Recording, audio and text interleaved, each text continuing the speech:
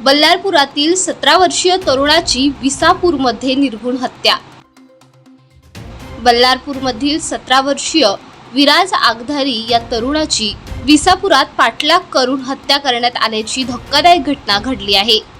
जुन्या वैमनस्यातून हा खून झाल्याचा प्राथमिक अंदाज व्यक्त केला जात आहे। मिळालेल्या माहितीनुसार आरोपी 2 मोटरसायकलवरून विसापुरात आले होते। तुकडोजी चौक परिसरातून विराजचा पाठलाग करण्यात आला। सुरुवातीला खंजिराने हल्ल्याचा प्रयत्न झाला, मात्र विराजने पळ काढला।